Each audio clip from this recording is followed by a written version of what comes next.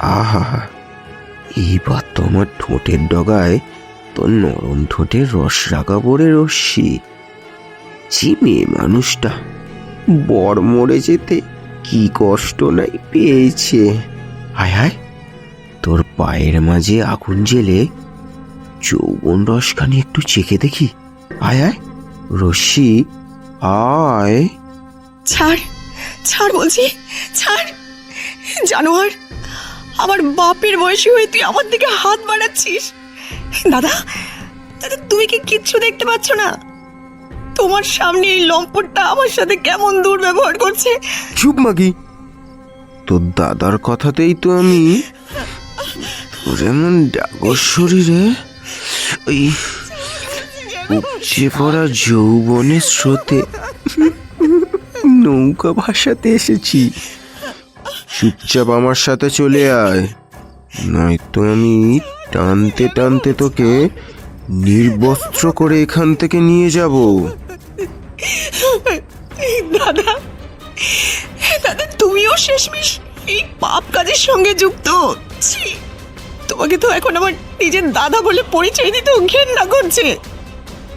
নিজের বোনের ইজ্জত তুমি এই জানোয়ারটার হাতে তুলে দিলে। এখন এখন সবটা বুঝতে পারছি, তুমি কেন এমন মূর্তির মতো দাঁড়িয়ে আছো। ছি ছি দাদা, লোভ, তোমার তোমার বড় লোভ, তাই না? শালা, তবে রে মগি। চল শালি, তোর চুলের মুঠিটা আজ টেনে ছিঁড়েই ফেলবো, আর সাথে তোর এই শাড়িটা।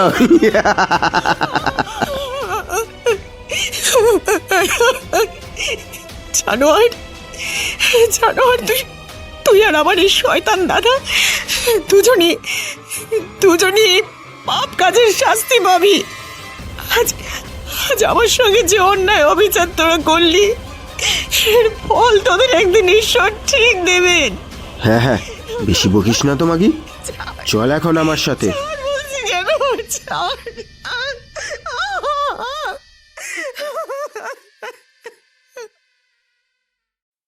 আমাদের আজকের গল্পটি প্রাপ্তবয়স্কদের জন্য, এবং এই গল্পের সমস্ত চরিত্র ও ঘটনা সম্পূর্ণরূপে কাল্পনিক। বাস্তবের সঙ্গে এর কোনো যোগসূত্র নেই। কেবলমাত্র শ্রোতাদের মনোরঞ্জন ও ঘটনাবলীর সামঞ্জস্য বজায় রাখতে ব্যবহার করা হয়েছে। চ্যানেলের কর্তৃপক্ষ বা লেখক এই সমস্ত কিছুকে কোনোভাবেই সমর্থন করেন না।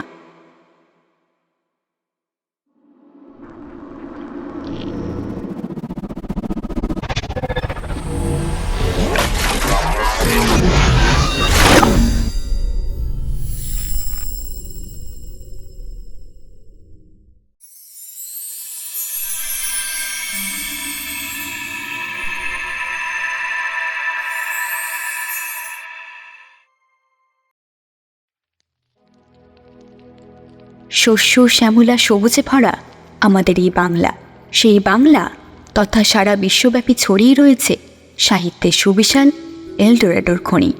আর সেই খনি থেকেই বিশিষ্ট কিছু গল্প আমরা আপনাদের কাছে উপস্থাপন করব গল্পগুচ্ছের মাধ্যমে। আসুন গল্পে আসা যাক। গল্পের সূত্রধার আমি সহেলি। শুরু হচ্ছে সৌরভ দাসের কলমে তারানাথতান্ত্রিক ও ডাকাততন্ত্র। শুনতে থাকুন।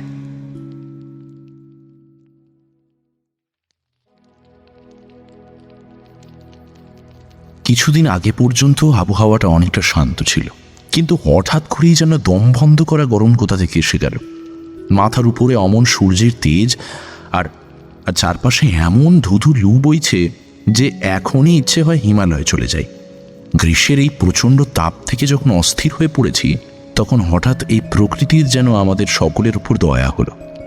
এই দুপুর পর্যন্ত কড়া রোদ ছিল, কিন্তু হঠাৎ যতই বিকেল হতে লাগলো, আকাশে ঘন কালো মেঘ করে আসতে লাগলো, অর্থাৎ কালবৈশাখী আসতে চলেছে।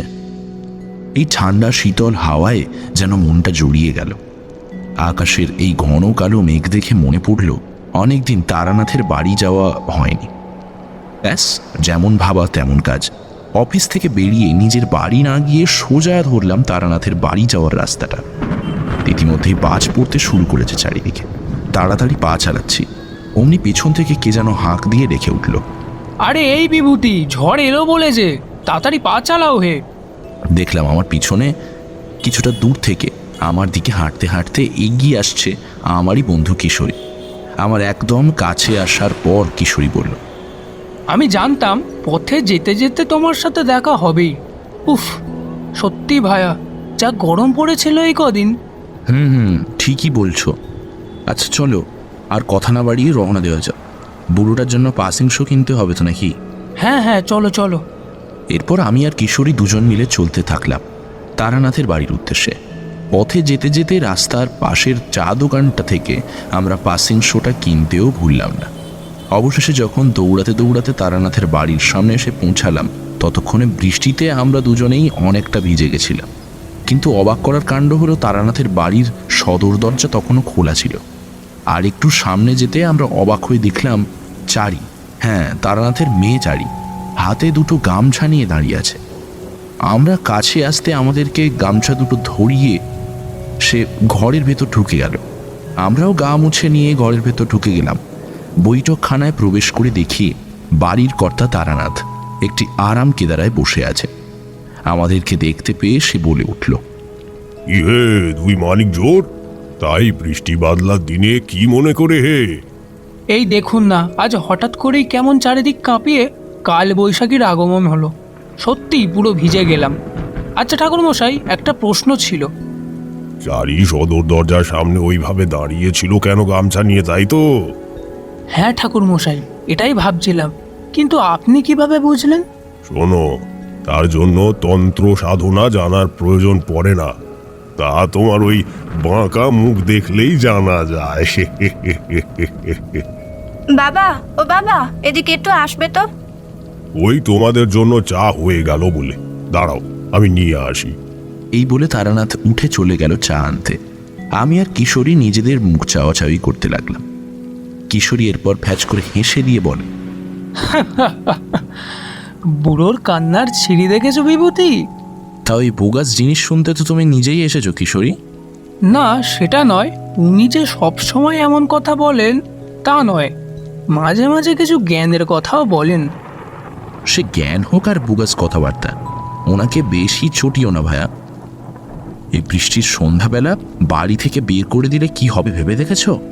আচ্ছা, আর কিচ্ছু বলবো না, এই আমি মুখে চাবি দিলাম। এরপর আমি আর কিশোরী পকেট থেকে দুটো খুচরো সিগারেট বের করে নিয়ে টানতে লাগলাম। ধূমপান শেষ হলে দুজনে আবার যে যার জায়গায় গিয়ে বসলাম। একটু পরে তারানাথ ট্রেতে করে 2 কাপ চা আর মুড়ি মাখা নিয়ে এলো। আমরা সেই বাটি থেকে মুড়ি তুলে টপা টপ নিজেদের মুখে চালান দিতে লাগলাম। আমি তারানাথকে বললাম, মানে ঠাকুরমশাই, বহুদিন হয়ে গেল সংসারের নানান কাজে আপনার কাছে আসা হয়নি। এই বেয়াদব গরমটাও দায়ী, সারাদিন রোদে জ্বলে পুড়ে কাজ করতে হচ্ছে। তাই সন্ধ্যার পর বিছানায় শুতে পারলে যেন বাঁচি।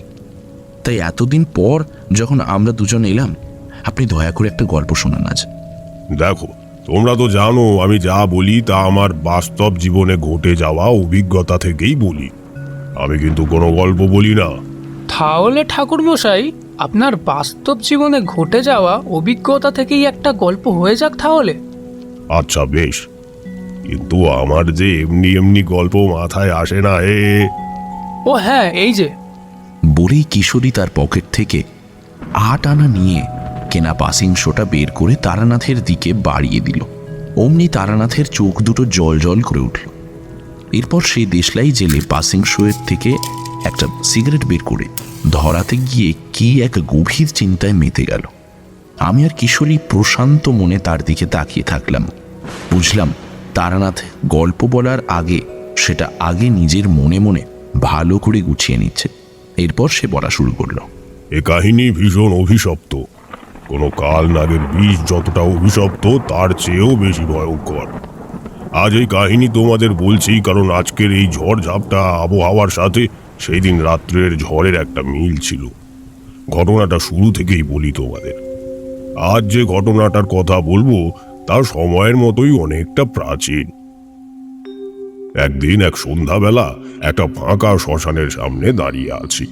শ্মশানের মধ্যে 2টি মৃতদেহ দাউ দাউ করে জ্বলছে। এই সবে মাত্র বুঝি পুড়িয়েছিল। কিন্তু একটিও সব বাহককে কাছে পিঠে কোথাও দেখতে পেলাম না। আমি অবাক হয়ে ভাবছি যে সব বাহকগুলো রাতারাতি উবে গেল কোথায়, কারণ চিতা দুটোর পাশে এখনো ওদের জিনিসপত্র ছড়ানো ছেটানো ছিল, আর ওইগুলো দেখে স্পষ্ট বোঝা যাচ্ছিল ওগুলো ওই দুই মানুষেরই জিনিসপত্র। নিয়ম হলো কেউ মারা যাওয়ার পথে জিনিসপত্র সব তার চিতার আগুনে পুড়িয়ে দিতে হয়। কিছু কিছু জিনিস পোড়ানো হয়েছিল, কিন্তু কি এক তাড়ার ফলে সমস্ত সব বাহকেরা পুড়ি মুড়ি করে এই স্থান ত্যাগ করেছে। কোনো কিছু দেখে তারা যেন ভয় পেয়েছে, কিন্তু কি হতে পারে? এমন কি জিনিস যা দেখে এতগুলো জোয়ান ছেলে ভয়ে পালিয়েছে? শ্মশানের বাইরে দাঁড়িয়ে দাঁড়িয়ে এইরকমই ভাবছি, হঠাৎ এই নির্জন শ্মশানে একজনের ডাক শুনে আমার সমস্ত শরীর শিরশির করে উঠল। ওদেরকে আমি তাড়িয়ে দিয়েছি রে। কে কে কথা বলছেন আমার সাথে? আমি রে তারা, অতি নগণ্য এক মায়ের সাধক। কিন্তু আপনি কোথায়? আমি তো আপনাকে দেখতে পাচ্ছি না। নিচে কি দেখছিস আহম্মক? উপরে দেখ, নিম গাছটার উপরে দেখ। আমি তখনই নিম গাছের উপর দিকে তাকাই, আর অমনি আমার বুকটা ছ্যাঁত করে ওঠে। নিম গাছের উপরের একটা ডালে দু পা দিয়ে নিচের দিকে মাথা করে ঝুলে আছে একটা ছায়া মূর্তি। না না, ঝুলে আছে বললে ভুল হবে, যেন ভেসে আছে। আমাকে উদ্দেশ্য করে সেই ছায়া মূর্তি বলে উঠল, কিরে, ভয় পেলি নাকি আমাকে এরকম ঝুলে থাকা অবস্থায় দেখতে পেয়ে? তুই এই নামে তান্ত্রিক, কাজে কিছু নেই। সত্যি বলতে কি, সেই দিন ওই ছায়া মূর্তিকে অমন ভাবে সন্ধ্যাবেলায় ঝুলে থাকতে দেখে আমার সত্যি গোটা গায়ের চুল ফুলে উঠেছিল। তবুও আমি যতটা সম্ভব সাহস সঞ্চয় করে ওই ছায়া মূর্তির উদ্দেশ্যে সেই দিন বলেছিলাম, না, ভয় পেতে যাব কেন? আপনি কে? আর এই সন্ধেবেলায় গাছের মগডালে চড়ে এইরকম ঝুলে আছেন কেন? ঝুলে আছে কি সাথে রে ভাই? তোকে যে আমার একটা কাজ করে দিতে হবে তারানাথ। কাজ? কি কাজ? আমি আপনার আবার কি কাজ করে দিতে পারি? আমি তো আপনাকে চিনিও না। সে তুই আমাকে নাও চিনতে পারিস, কিন্তু আমি তো তোকে চিনি তারা। আর এও জানি তুই তন্ত্র সাধনা করিস। শোন মন দিয়ে, এখান থেকে বহু যোজন দূরে এক গহীন বন আছে। সেই বনের মধ্যে কিছু অসহায় মানুষ মৃত্যুর জন্য অপেক্ষা করে আছে। মৃত্যু তাদের ঘাড়ে নিঃশ্বাস ফেলছে অহরহ। তোকে ওই নিষ্পাপ নিরীহ মানুষগুলোর প্রাণ বাঁচাতে হবে তারা। কিন্তু আমি কেন? আর আমি কিভাবেই বা জানবো সেই স্থান কোথায় আছে? তোকে কিছুই করতে হবে না। যাও, তোকে আজ শক্তি প্রদান করলাম আমি। তুই এক মনে যেই স্থানের ব্যাপারে কল্পনা করতে করতে যেদিকে হাঁটবি, বিধি তোকে সেই স্থানের দিকেই নিয়ে যাবে। এতক্ষণ আমি একটা জিনিস খেয়াল করিনি। আমি যার সাথে এতক্ষণ কথা বলছিলাম তার কোনো ছায়া নেই। পাশের চিতাগুলোর আগুন থেকে যতটুকু আলো আসছিল তাতে সেই ব্যক্তির এতটুকু ছায়া ধরা পড়ছিল না মাটিতে। অর্থাৎ আমি এক প্রেতাত্মার সাথে এতক্ষণ কথা বলছিলাম। আমি ভয় পেয়ে প্রায় পাথরের মতো শক্ত হয়ে গেলাম। এর পর মুহূর্তেই বুঝি প্রেতাত্মাটি আমার মনের অবস্থা বুঝতে পারল। সে তখন জোরে জোরে বীভৎস হাসি হাসতে হাসতে অদৃশ্য হয়ে গেল।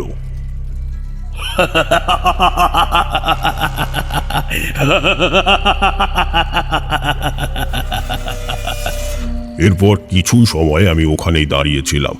কি এক তন্দ্রা মতো যেন আমার মধ্যে এসে গিয়েছিল। ঘোর কাটলো পাশে শিয়ালের ডাকে। দুটো চিতার মধ্যে একটা চিতা বুঝি নিভে গিয়েছিল অনেক আগেই। সেই চিতার মাংস তখনও কোথাও কোথাও কাঁচা ছিল। চিতার আগুনের তাপও কমে এসেছিল, তাই সেই সুযোগে শ্মশানের কিছু শেয়াল সেই অর্ধ কাঁচা মাংস ছিঁড়ে ছিঁড়ে খাচ্ছিল। আমি আর বেশি না ভেবে শ্মশানের মধ্যে প্রবেশ করলাম। তবে শ্মশানে ঢুকে একটা জিনিস অনুভব করলাম। শ্মশানটি থেকে কিন্তু কোনো অপশক্তি বা প্রেত শক্তির আভাস আমি পাচ্ছিলাম না। উপরন্তু আমার মনে হচ্ছিল যেন এক শুভ কিছু এই শ্মশানটিকে ঘিরে রেখেছে। সেই দিন সেটা বুঝতে পারিনি, কিন্তু এখন বুঝতে পারি। এরপর আমি পাশ থেকে কিছু শুকনো ডালপালা কাঠ নিয়ে আগুন ধরালাম, আর সারাদিন এখান ওখান থেকে ভিক্ষা করা ফলমূল ইত্যাদি খেতে লাগলাম।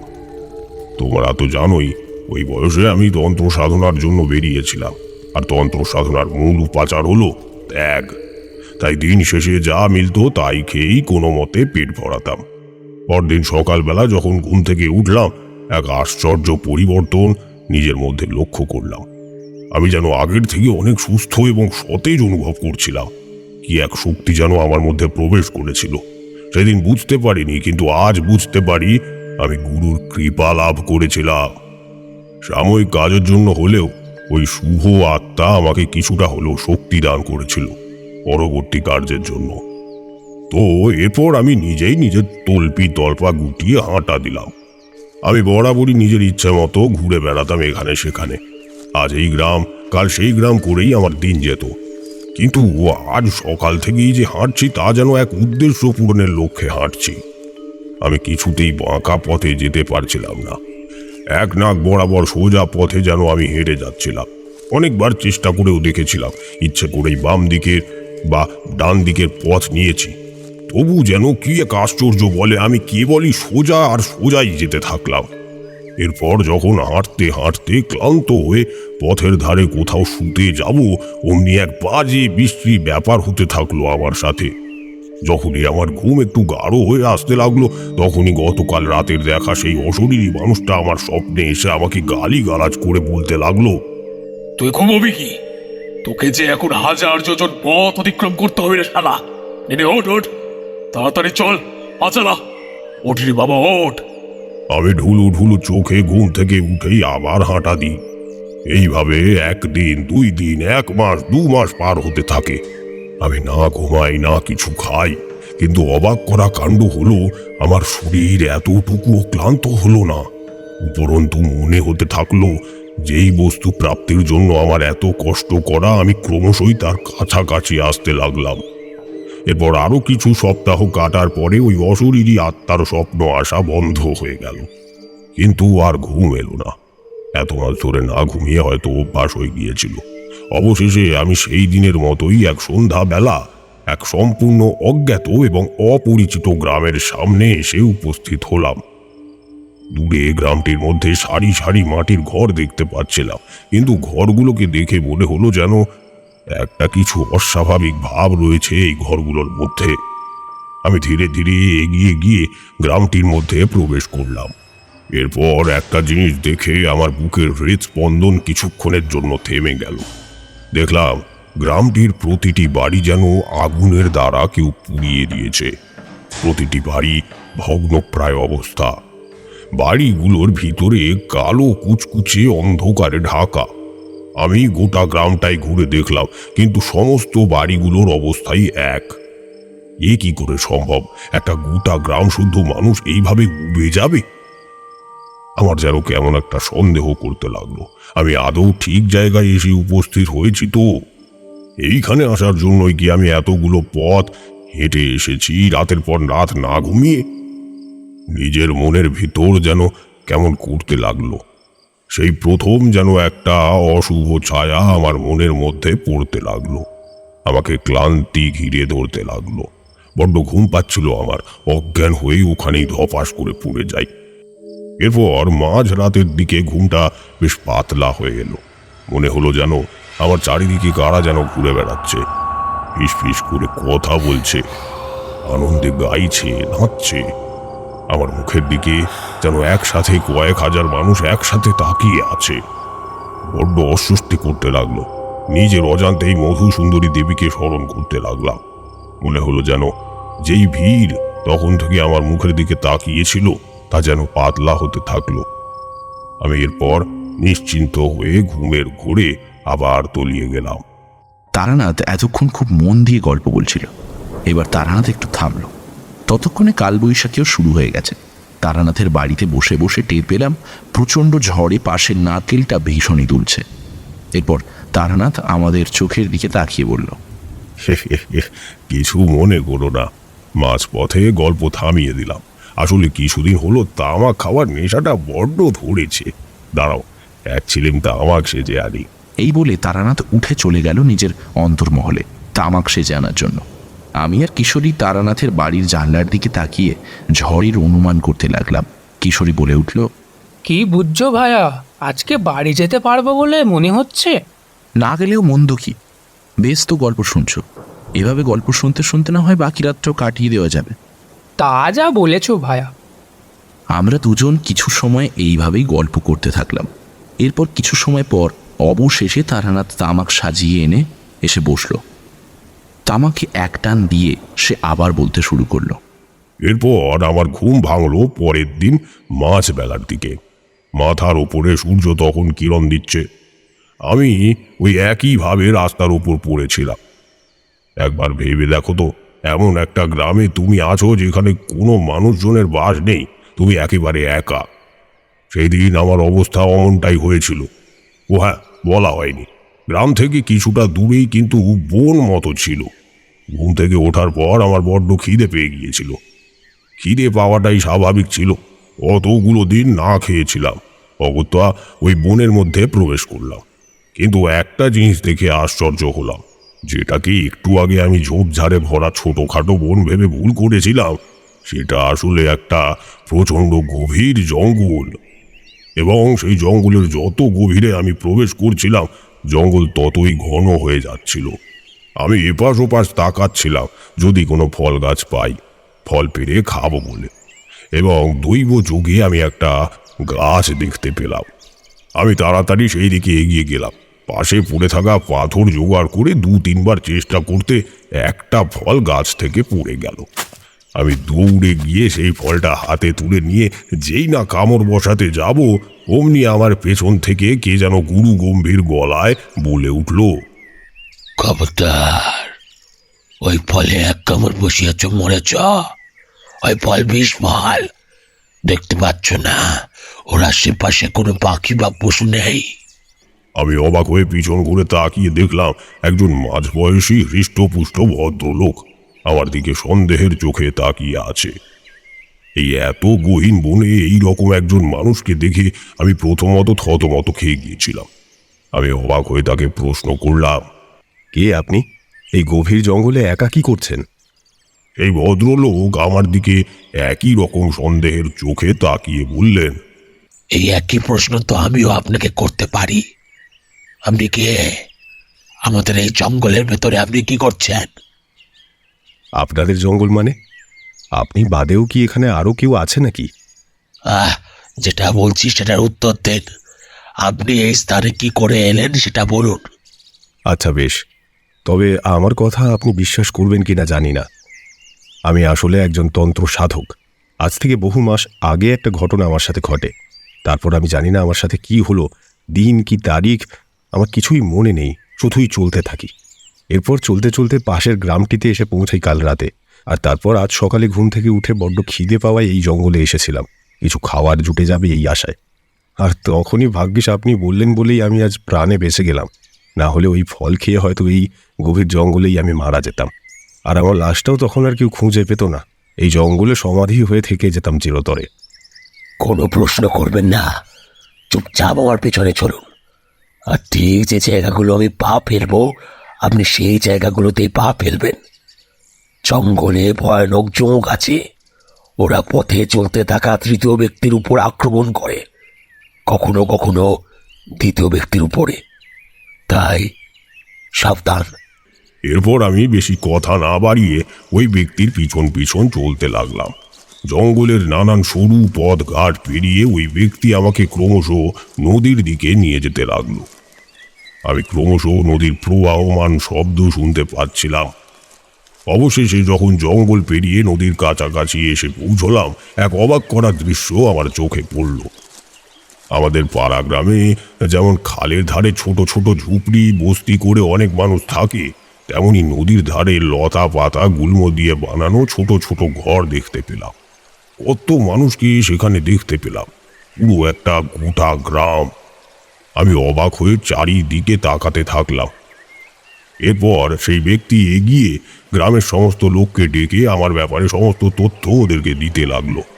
গ্রামের লোক যখন আমার ব্যাপারে সমস্ত কথা শুনল, তাদের চোখ যেন জলজল করে উঠল। তাদের মৃতপ্রায় জীবনে যেন এক প্রাণীর সঞ্চার হলো আমার আগমনে। সবার চোখে মুখে এক উল্লাস দেখতে পারছিলাম। এরপর ওদের মধ্যে থেকে এক মাতব্বর গোছের লোকের বাড়িতে আমার ঠাঁই হলো। তিনি মনে হয় এদের মোড়ল। আচ্ছা ঠাকুর মশাই, আপনি কি কোনো আদিবাসীদের গ্রামে পৌঁছেছিলেন নাকি? না হে, আদিবাসী বলা এদেরকে ভুল হবে। এরা সভ্য মানুষ ছিল, তোমার আমার মতো শুদ্ধ বাংলাতেই কথা বলতো। কিন্তু কি এক ভয় যেন এদের সবার চোখে মুখে ফুটে আছে, যেন এরা কারোর কাছ থেকে পালিয়ে বেড়াচ্ছে। ঠিক যেমন কোনো শহরের অপরাধী কোনো অপরাধ করার পর প্রত্যন্ত গ্রামে এসে গোপনীয় আস্তানা গড়ে থাকে, তেমনই। এরপর বেশ কিছু মানুষ আমার সাথে যেচে আলাপ করতে এলো। আমিও তাদের সাথে কথা বলতে লাগলাম। কিছুক্ষণ পর এদের সর্দার আমাকে ডেকে পাঠালো। আমিও গিয়ে তাকে নমস্কার করলাম। তিনিও প্রতি নমস্কার করে আমাকে বললেন, সজলের মুখে সবই শুনলাম। স্বয়ং পরম করুণাময় ঈশ্বর আপনাকে আমাদের এখানে পাঠিয়েছেন, আমাদেরকে বিপদ থেকে রক্ষা করার জন্য। বিপদ? কি ধরনের বিপদ বলুন তো? বলছি বলছি সব বলছি। আপনাকে স্বয়ং রমনাথ এখানে পাঠিয়েছেন। রমানাথটা কে বলুন তো? রমনাথ কে তা এখনো বুঝতে পারলেন না? রমনাথ এক পবিত্র আত্মা। সেই তো আপনাকে এখানে পাঠিয়েছেন আমাদেরকে বিপদ মুক্ত করার জন্য। আমি শুরু থেকে বলছি, শুনুন। যে গ্রামটি পেরিয়ে আপনি জঙ্গলের মধ্যে প্রবেশ করলেন, সেই গ্রামটি আশপাশের সমস্ত গায়ের মধ্যে সবচেয়ে প্রাচীন এবং ধনী গ্রাম ছিল। এই গ্রামের গোয়ালে 7-8টার কমে গরু থাকতো না। সারা মাঠ জুড়ে সোনালি ধান ফলতো। বিকেলবেলা বাচ্চারা মাঠের মধ্যে খেলা করে বেড়াতো। ভীষণই সুখে শান্তিতে দিন কাটছিল সকল মানুষের। আমাদের এই গ্রাম আগে আদিবাসীদের গ্রাম ছিল, কিন্তু পরে পরে আধুনিক মানুষের আগমনে আমরা গায়ের লোকেরা সবাই আধুনিক হয়ে উঠি। তবে আমাদের গ্রামের মোড়ল কিন্তু আদিবাসী বংশভূত ছিলেন। এই যে জঙ্গলের একেবারে উত্তর দিকে একটা পুরনো দেবতার মন্দির আছে, ওই দেবতারই আরাধনা করতো আমাদের গ্রামের সর্দারের পরিবার। গ্রামে বিধান ছিল, গ্রামের মানুষরা যে যে কোনো দেবতার পূজা করতে পারবে, কিন্তু সেটা ঘরের মধ্যে। ঘরের বাইরে পূজা করতে হলে একমাত্র জঙ্গলের দেবতারই পূজা করতে হবে, নইলে তার ভাগ্যে চরম দুঃখ থাকবে। আমরা চিরাচুরি হরিভক্ত, আমাদের মধ্যে অনেক শাক্তরাও ছিল, কিন্তু মোড়লের ভয়ে আমাদের সবাইকে লুকিয়ে লুকিয়ে যে যার ভগবানের পূজা করতে হতো। এই যে নদীটি বয়ে যাচ্ছে দেখছেন, এই নদীটি একটু পরে গিয়ে শহরে ঠেকেছে। এই নদীর মাধ্যমে আগে ব্যবসা বাণিজ্য হতো। কেন এখন হয় না? এখনো তো নদীটি রয়েছে। ব্যবসা বাণিজ্য করার জন্য লোক দরকার, থাকার জায়গা দরকার। এখন জোর টেনে টুটে 400-500 জন বেঁচে আছি। এই আসছে অমাবস্যার রাতে হয়তো আরো জোড়া 30 মারা যাবে। সে কি, এমন বলছেন কেন? মন দিয়ে শুনুন, তা নিজেই একটু পরে বুঝতে পারবেন। যে ঘটনাটি আপনাকে বলছি তা আজ থেকে 50 কি 60 বছর আগের কথা। তখন আমার কাঁচা বয়স, এখানে সেখানে খেলা করে বেড়াতুম। গ্রামের চণ্ডী মণ্ডপে সন্ধ্যেবেলা বাবার সাথে বসে বড়দের আড্ডা মারা শুনতুম। ভিন গায়ে যেতুম, রাজ্যকে কবি গান শুনতুম। তো এমনই এক সময় আমাদের গ্রামে আগমন হলো একদল গাইয়েদের। ওরা দেব দেবীদের নিয়ে গান বানাতো। ঠিক সন্ধে হয় হয় করছে, চণ্ডী মণ্ডপে আমার বাবা মা কাকারা সব আড্ডা দিচ্ছে, এমন সময় আগমন হয় ওদের। শোনো শোনো ভাই শোনো বলি, মন কেড়েছে প্রাণ সজনী, মন কেড়েছে প্রাণ সজনী, হৃদয় বিনা বেজে ওঠে তারই কল্পনায়। জিগি জাগি জাং হিয়ার মাঝে মন পাখি মোর নৃত্য করে যায়। জনাত জনাত জনাত জনাত নুপুর পায়ে দুষ্টু আমার মনটা। জয় তারা। বাবুরা মাফ করবেন, এই দোষ সন্ধেবেলা আপনাদের গায়ে এমন ভাবে প্রবেশ করলাম। তা বাবু, এটা কোন গাঁ? আমার বাবা একটু মাতব্বর গোছের লোক ছিলেন, তিনি প্রথম বললেন, এই গায়ের নাম কুসুমপুর। তা তোমরা কে? ও, এটা কুসুমপুর। আপনাদের গায়ে নাম ডাকতো চারিদিকে বাবু। আপনারা তো সবাই ধনী ব্যবসায়ী। তা চোখটা তুমি মন্দ বলনি। তা তোমরা কবি গান গাও নাকি? আগে হ্যাঁ, এই হলো আমাদের দল। আমরা সবাই মায়ের বেটা, সবাই শক্তি সাধক বাবু। আর আমি হলাম রমনাথ, এই এদের নেতা। তা দল ও নেতা বলে কি মাথায় অমন অদ্ভুত দর্শন মুকুট পরে আছো নাকি? আগে হ্যাঁ, তা বলতে পারেন। এই মুকুট আমার মাথায় আছে বলেই কিনা এই বাকি নয় বেটা আমার দাস। তার মানে তোমার মাথায় ওই অদ্ভুত দর্শন মুকুট না থাকলে কি ওরা তোমাকে নেতা বলে মানবে না? আগে না, সেদিন রমানাথের এমন অদ্ভুত কথা শুনে চণ্ডী মণ্ডপে সবাই কেমন যেন একটা জাঁকিয়ে বসল। তারা রমানাথের থেকে কবি গানের চেয়ে রমানাথের দলের ব্যাপারে জানতে বেশি আগ্রহী হয়ে ওঠে। চণ্ডী মণ্ডপেরই আর এক বিজ্ঞ লোক ছিলেন ফণি ঘোষ। উনি বললেন, তাই এই মুকুট তুমি কোথা থেকে পেলে সর্দার? সে বিষয় কিছু বলা যাবে? আগে সেটা তো ঠিক বলতে পারবো না, আসলে গুরুর বারণ আছে যে। ওসব গুরুর বারণ টারণ রাখো নিজের কাছে। আমি হচ্ছি ফণি ঘোষ, এই গায়ের কবিরেজ। সবার সামনে কথা দিচ্ছি, আজ তোমার এই মুকুট আর তোমার দল তৈরি হওয়ার ব্যাপারে আমাদের সমস্ত তথ্য দিলে আমি নিজের বাড়িতে তোমাদের ঠাঁই দেব, এবং তোমরা যতদিন খুশি আমার বাড়িতে থাকতেও পারো।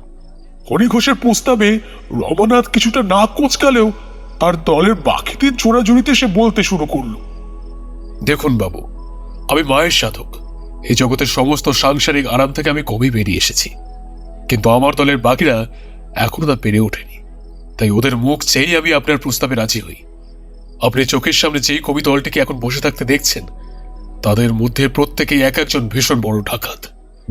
প্রত্যেকেই 50-এর উপরে খুন করেছে। হে বলে কি রে ভাই? কি ডাকাত নাকি? হ্যাঁ সত্যি বলছে তো?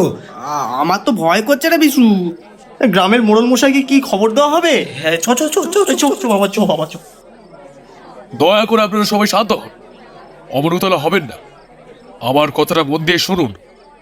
এখন আমরা আর কেউই ডাকাতি করি না। আজ বহু বছর হলো আমরা তা ছেড়ে দিয়েছি। কিন্তু হঠাৎই ছাড়তে গেলে কেন? সে আর এক কাহিনী। দেখুন, আমি ছোট থেকেই মাতৃসাধক, তাই এখানে ওখানে ঘুরে বেড়াতাম আর মায়ের গান গেয়ে বেড়াতাম। আমি বেশিরভাগ সময় রাতে ভ্রমণ করতাম। এটা আমার একটা চরিত্রের বৈশিষ্ট্য বলতে পারেন। এবার যদি বলেন যে রাতে কেন গান গেয়ে বেড়াতাম, তাহলে এর কারণ হলো আমি মায়ের জন্য গান গাইতাম, শুধুমাত্র মায়ের জন্য। অন্য কেউ গান শোনার আবদার করলে আমার একদম ভালো লাগতো না। তাই তো এমন করে রাত্রে আমি ঘুরে বেড়াতাম। তো হঠাৎই একদিন আমি এক ডাকাত দলের সম্মুখীন হই।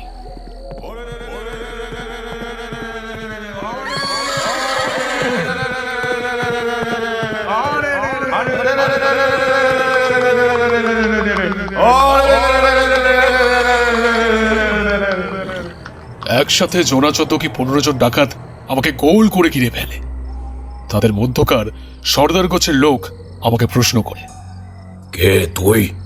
এই পথ কেন মারালি? জানিস না এটা রঘু ডাকাতের এলাকা? জেনে শুনে মৃত্যুর সম্মুখীন হওয়ার সাহস কি করে এলো তোর? আগে আমি একজন কবিয়াল, টুকটাক মায়ের কোনো কীর্তন করি।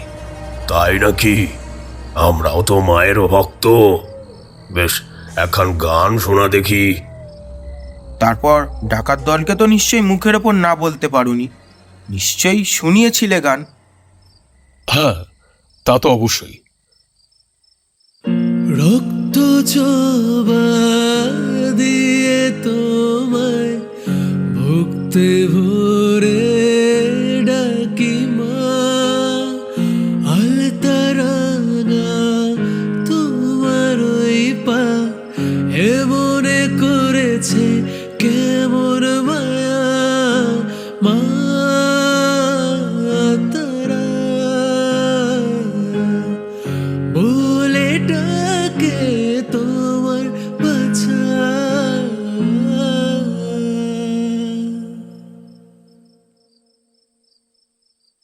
আর আমার গান শুনে এতই খুশি হয়েছিলেন ডাকাত দল যে আমাকে তাদের দলে যোগ করে নেওয়ার জন্য আহ্বান করলো। না, ডাকাতি করার জন্য নয়, বরং মায়ের গান শোনাবার জন্য। আর এদিকে আমিও ব্রহ্মচর্য মানুষ, যেখানে ঠাঁই পাই সেখানেই থেকে যাই। তাই সেদিন ভালো মন্দ বাজ বিচার না করে আমি ওই ডাকাত দলের সাথে যুক্ত হই। এখন বুঝতে পারি ওই ডাকাত দলে যুক্ত হওয়া মায়ের আদেশে ছিল। মায়ের ইচ্ছা না থাকলে ওদের দেখা আমি পেতাম না সেদিন। ধীরে ধীরে ওরা আমাকে নিজেদের আপনজন বলেই মনে করতে থাকলো। ওরা ডাকাতি করে যা আনতো তার মধ্যে আমার জন্য একটা অংশ তোলা থাকতো। এবার আপনাদের এই ডাকাত দলের ব্যাপারে কিছু বৈশিষ্ট্য বলি, যা আপনাদের কথা প্রসঙ্গে জানা দরকার। এই ডাকাত দলের সর্দারের মাথায় সবসময় একটা মুকুট থাকতো। সেটাই নাকি সর্দার হওয়ার চিহ্ন। যার মাথায় মুকুট থাকে সেই সর্দার। তবে সেই অধিকার তাকে অর্জন করতে হয়। এবং একমাত্র গরুই পারে নতুন কোনো শিষ্যের মাথায় সেই মুকুট পরিয়ে দিতে, অন্য কেউ তা পারে না। তবে এই কথা সত্য যে বাকি সমস্ত ডাকাত যারা সর্দারের অনুগত থাকত, তারা কেবলই মুকুটের শক্তির জন্যই থাকত। একবার মাথা থেকে মুকুট যদি সরে যায়, তাহলে কোনো ডাকাত আর সেই সর্দারের সাথে সায় দিত না। এবং আরো একটি এতে বিশেষত্ব ছিল, এরা প্রতিশ্রুতিবদ্ধ হয়। যদি কাউকে কোনো কথা দিয়ে ফেলে, তাহলে প্রাণ দিয়েও সেই কথার মান রাখে এরা। আচ্ছা, তো এবার মূল কাহিনীতে আসি। আমি ওখানে সবাইকে গান শোনালেও ডাকাতদের সাথে থাকার কিছু সুবিধাও পেলাম। ডাকাত সর্দার রঘুনাথ নিজেই আমাকে অস্ত্র চালনা, লাঠি খেলা, কুস্তি এসব বিষয়ে প্রশিক্ষণ দিতে থাকেন। আমিও খুব একাগ্র মনে সেসব শিখতে থাকি। এরপর আসে সেই মহেন্দ্রক্ষণ। ও হ্যাঁ, আপনাদেরকে তো বলাই হয়নি একটা কথা। ডাকাত সর্দারের কাছ থেকে যারা নতুন প্রশিক্ষণ নেয়, তাদেরকে শেষ ধাপে একটা পরীক্ষার মাধ্যমে উত্তীর্ণ হতে হয়। একদম শেষে স্বয়ং ডাকাত সর্দারের সাথে তাকে তরোয়ালবাজি করতে হয়, এবং এই তরোয়ালবাজিতে যদি ডাকাত সর্দার পরাজিত হয়, তখন যে তাকে পরাজিত করে সেই নতুন সর্দার হিসেবে বিবেচিত হয়। তবে আরো একটি মজার ব্যাপার হলো, যদি নতুন সদস্য পরাজিত হয়, তবে ডাকাত সর্দার তাকে মাফ করে দেয়। কিন্তু ডাকাত সর্দার নিজে পরাজিত হলে নতুন সদস্যের কাছে অধিকার থাকে ডাকাত সর্দারকে তক্ষুনি হত্যা করার। আমাদের ডাকাত সর্দার আজ পর্যন্ত অপরাজিত ছিলেন। এবার আমার আর সর্দারের মধ্যে তরোয়ালবাজি হয়। ভাগ্যদেবীর পরিহাসী কিনা জানি না, অথবা আমার সেদিন ভাগ্য হয়তো খুবই ভালো ছিল। ওই যুদ্ধে আমি জয়ী হই এবং ডাকাত সর্দার পরাজিত হয়। তারপর কি করলি? মেরে ফেললে ডাকাত সর্দারকে? না, হত্যা আমি করিনি। ওটি করলে ওদের সাথে আমার কোনো পার্থক্য থাকতো না। এই প্রথম ডাকাত দলের নিয়মে পরিবর্তন এলো। তাহলে এর আগে পর্যন্ত সবাই সর্দারকে হারানোর পর তাকে হত্যা করেছে। ডাকাত সর্দার প্রাণে বেঁচে গিয়ে যতটা বিস্মিত হলেন, তার চেয়ে বেশি আমার প্রতি খুশি হলেন। উনি তখনই বললেন যে, রমানাথ, আজ তোমার মতো শিষ্যকে পেয়ে সত্যিই আমার জীবন ধন্য। আমি হয়তো এই জন্মে কিছু পুণ্যও করেছি, যাতে তোমার মতো শিষ্যর সান্নিধ্য পেয়েছি। বলো বলো, তোমার কি ইচ্ছা? তোমাকে এই ডাকাত সর্দার রঘুনাথ কথা দিচ্ছে, তুমি যা চাইবে এই রঘুনাথ তোমাকে তাই এনে দেবে, সে 7 রাজার ধনই হোক না কেন। আচ্ছা গুরুদেব, তবে আরো একবার ভেবে নিন। কিন্তু আমি যা চাইব, কিন্তু আমাকে তাই দিতে হবে। হ্যাঁ, তা তো অবশ্যই। গুরুদেব, আমি চাই আপনি এবং আমার এই গুরু ভাইয়েরা ডাকাতি ছেড়ে দিন সারা জীবনের জন্য। আমার এই কথা শোনার পর গুরুদেব খানিকক্ষণ নিচের দিকে চুপ করে তাকিয়ে থাকলেন। কিছুক্ষণ পর মুচকি এসে তিনি বললেন, আচ্ছা বেশ, তাই হবে। আজ থেকে আমরা সবাই ডাকাতি ছেড়ে দিলাম। কিন্তু বৎস, আমরা এতকাল ডাকাতি করে এসেছি, মানুষ খুন ছাড়া আমরা কিছুই জানি না। আমাদের পেট চলবে কি করে? গুরুদেব, সে বিষয় নিয়ে আপনাকে চিন্তা করতে হবে না। আমি তো কবি গান গাই, ওটা আমি আপনাদেরকেও শিখিয়ে দেব। আজ থেকে আপনারাও আমার সাথে কবি গান গাইবেন। না হে, আমি আর নেই এই দলে, বুঝলে। নতুন একটা জীবন পেয়েছি, বাকি জীবনটা আমি একটু সাধু সঙ্গ করে কাটাতে চাই। এই দল আজ থেকে তোমার। যাও যাও, যা খুশি করো এদের সাথে। আর আজ থেকে এই মুকুট তোমার হলো। আমি আর আমার এই দল তোমাকে কথা দিলাম, এই মুকুট তোমার মাথায় যতক্ষণ থাকবে, ততক্ষণ এই পৃথিবীর কোনো শক্তি তোমাকে পরাজিত করতে পারবে না। তবে সাবধান, মুকুট যদি তোমার মাথা থেকে কোনোদিনও আলাদা হয়, তাহলে কোনো ডাকাতি তোমার আজ্ঞাবহ থাকবে না। এসো রমানাথ, প্রতিজ্ঞা নাও আমাদের সাথে। তোমার শত্রু আমার শত্রু, আমার শত্রু তোমার। ডাকাতদের যে প্রাণে মারে, নেই ক্ষমা তার, নেই ক্ষমা তার, নেই ক্ষমা তার। তো এরপর আমাদের সর্দার রঘুনাথ কোথায় ছেড়ে চলে গেলেন, আর তাকে কোথাও খুঁজে পাওয়া গেল না। আমি এরপর ডাকাত দলকে বেশ কিছু বছর প্রশিক্ষণ দিয়ে সুন্দর গাইয়ে করে তুলি। এরপর নানান জায়গায় ঘুরে আমরা কবি গান গেয়ে বেড়াই, ঠিক যেমন আজ সন্ধ্যাবেলা আপনাদের গ্রামে এসেছি। এই বলে ডাকাত দলের নেতা রমানাথ থামল। চণ্ডী মণ্ডপের সকল মানুষ খুবই মন দিয়ে শুনছিল তার কথা। এতক্ষণ তারা যেন এক স্বপ্নের রাজ্যে হারিয়ে গিয়েছিল। আমার বাবাই প্রথম নিস্তব্ধতা ভাঙলেন। মানে রমানাথ বাবু, সবই বুঝলাম, কিন্তু আপনাকে অবগত করার জন্য বলে রাখি, এই গায়ে কিন্তু যে কোনো ধর্মেরই পুজো করা কিংবা প্রচার করা সম্পূর্ণভাবে নিষেধ। তাই আপনি আর আমরা চাইলে আপনি কিন্তু এই গায়ে কবিগান করতে পারবেন না। কেন? কিসের জন্য? কে বলেছে আমি করতে পারবো না? কার এত সাহস আমাকে আটকাবে? আগে আপনি উতলা হবেন না।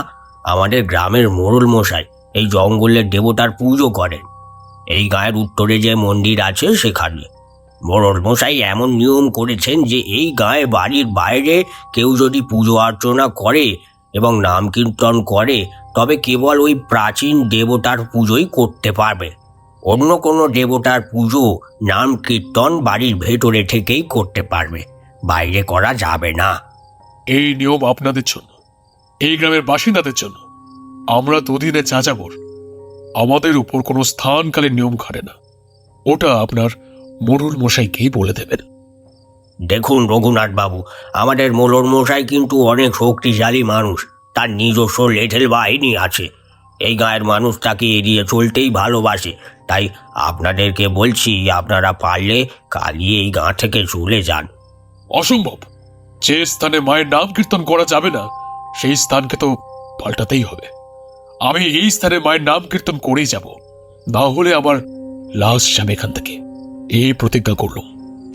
ও হ্যাঁ, আপনাকে ফণী ঘোষের ব্যাপারে আসল কথাটা বলা হয়নি। ফণী ঘোষ মানুষটা অত্যন্ত অসৎ ও কুচরিত্রের মানুষ ছিলেন এবং তিনি মনে মনে মোড়ল হতে চাইতেন সব সময়। তাই প্রথম এমন ভয়ানক ডাকাত দলকে নিজের সঙ্গে পেয়ে তিনি আগুনে ঘি ঢেলে বললেন, হ্যাঁ ঠিকই তো, আর ও তো একেবারে ঠিক কথাই বলেছে।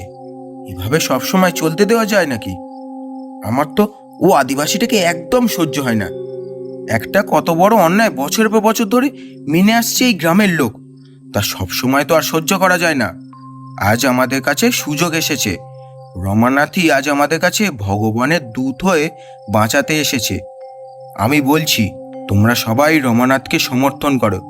ওই পারবে ওই অত্যাচারী মোড়লকে উচ্ছেদ করতে।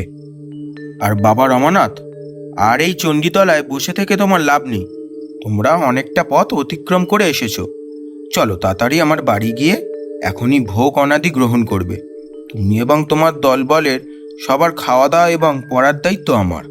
এই বলে ফণী ঘোষ রমানাথ সহ তার দলের সবাইকে নিয়ে নিজের বাড়িতে চলে গেল। গ্রামে কবিগান গাইয়ে ডাকাত দলের আগমন কিন্তু কারোর অজানা রইল না। গ্রামের মোড়ল হরধর রাওয়ের কাছেও সেই খবর গিয়ে পৌঁছে গেল। তবে রমানাথ ও তার দলবল যে ডাকাত তা জানার পর মোড়ল খানিকটা হলেও ভয় পেয়েছিল। তাই মোড়ল তখনও কিছু বলতে এলো না। ওদিকে ফণী ঘোষ চুপ করে বসে থাকার পাত্র নয়। সে গোটা গ্রামে জুড়ে প্রচার করতে থাকে কবিগানের আসরের। শুনুন শুনুন শুনুন, সকল লোকেরা শুনুন, এই প্রথম আমাদের গায়ে কবি গানের আসর বসতে চলেছে, তাও আবার স্বয়ং মায়ের ভক্ত রমানাথের গলায়। মা দুর্গা এবং মা তারার গুণগান হবে।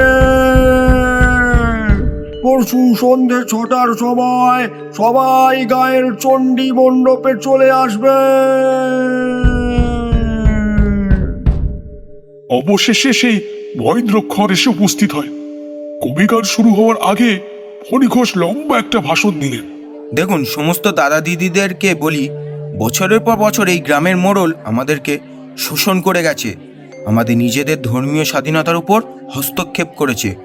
মোড়ল মশাই নিজে আদিবাসী সম্প্রদায়ের হতেই পারেন, কিন্তু তা বলে আমাদের ওপর জোর করে নিজের ধর্ম চাপিয়ে দিতে পারেন না। আপনাদের সবার সাথে আলাপ করিয়ে দিই আজকের কবিগানের মূল আকর্ষণ। ইনি হলেন রমানাথ কবিয়াল। ভীষণই সুন্দর শ্যামাসঙ্গীত গান। রমানাথ এবং এনার দলবল আপনাদেরকে দেবী সঙ্গীত গেয়ে শোনাবেন। গ্রামের মধ্য থেকে 2-4 জন লোক বলে উঠল, কিন্তু ফণী বাবু, মোড়ল মশাই জানতে পারলে যে ভীষণ রেগে যাবে। হ্যাঁ ভাই, ঠিকই বলেছ। কাজ নেই কবিগান শুনে, যদি প্রাণে বাঁচতে চাও তো তাড়াতাড়ি এখান থেকে উঠে পড়ো। আরে আর কতদিন ধরে তোমরা ওই রকম মেরুদণ্ডহীন হয়ে থাকবে? আজ এত বছর পর সুযোগ এসেছে ফণী মশাইয়ের হাত ধরে। আমরা কেউ কোথাও যাচ্ছি না, তোমরা যেতে চাইলে যাও। এই বলে দর্শকরা 2 ভাগে ভাগ হয়ে গেল। খুব কমজনই তখন উঠে চলে গেল। কিন্তু এবার একটা অদ্ভুত ব্যাপার হলো। গ্রামের সমস্ত মানুষের তখনও বিস্মিত হওয়া বাকি ছিল। রঘুনাথ বুঝি জাদু টাদু জানতো, কারণ কবিগান শুরু হওয়ার আগে সে নিজের ছোট একটা ঝোলা থেকে প্রথমে কত রং বেরঙের ফুল, তারপর বেসময়ের ফল এসব বের করে বাচ্চাদের দিতে লাগলো। এবং যখন সে গান ধরলো তার থেকেও বেশি তখন আশ্চর্যের ঘটনাটা ঘটলো। অতুর কালো রূপে মাগো রমানাথের গান ধরার সাথে সাথেই আকাশ জুড়ে ঘন কালো মেঘ গড়িয়ে আসতে লাগলো। এরপর ঝমঝম করে বৃষ্টি আরম্ভ হলো।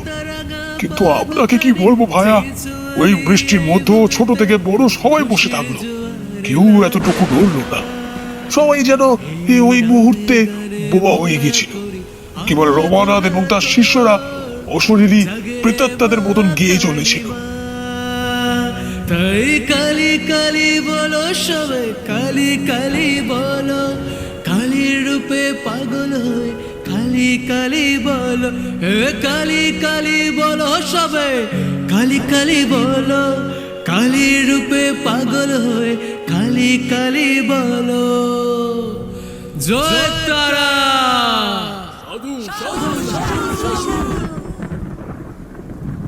ওদের গান কখন শেষ হয় কারোরই খেয়াল নেই। এমনই জাদু মেশানো ছিল ওই গানের সুরে। সবাই রমানাথকে সাধু সাধু করতে লাগলো।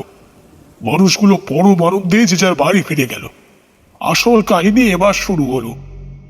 রমানাথের এমন প্রতিপত্তি দেখে মোড়ল আর চুপ করে বসে থাকলো না। রমানাথের মধ্যে এক অলৌকিক শক্তি আছে জানার পর তো মোড়ল আরো ক্ষেপে উঠল। সে ফণি ঘোষকে নিজের বাড়িতে ডেকে পাঠালো। এরপর দুই ধূর্ত শিয়ালের বাক্যালাপ শুরু হলো। কি শুনছি এ ফণি, আমার বিরুদ্ধে তুমি নাকি লোক ভাঙাচ্ছ, এটা কি সত্যি? না না কর্তা বাবু, তা কি কখনো হয়?